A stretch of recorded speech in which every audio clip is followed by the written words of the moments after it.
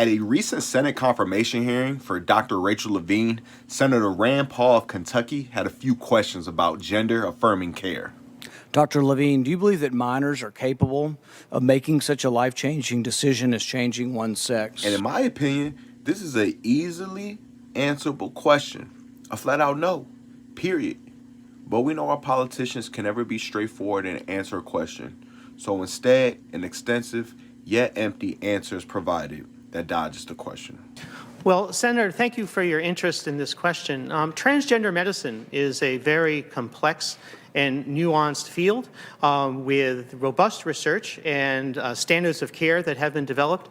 And if I am fortunate enough to be confirmed as the Assistant Secretary of Health, I would look forward to working with you and your office and coming to your office and discussing the particulars of the standards of care for transgender medicine. Thankfully, Rand Paul has some backbone and applies some pressure to his previously asked question. The question was about minors. Let's be a little more specific since you evaded the question.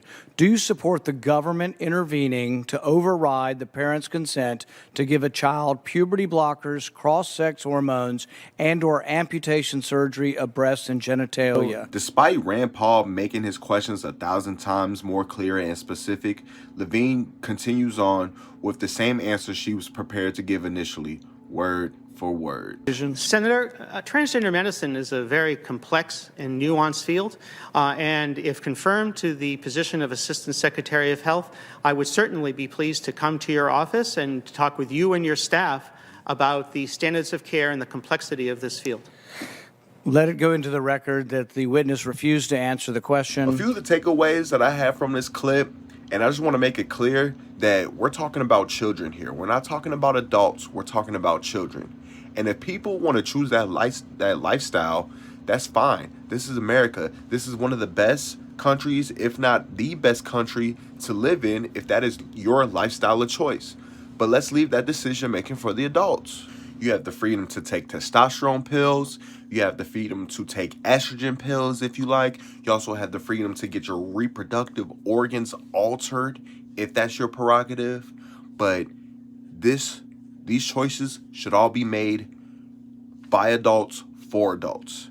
Children should be nowhere involved in any of this. And there's no way in hell that schools should be withholding information like this about our children. And what about the people who start taking these meds and move forward with these surgeries, but then they live on to regret it because they weren't 100% cognizant of what they were doing at the time? What about how these meds affect fertility and how much study has been done on that matter?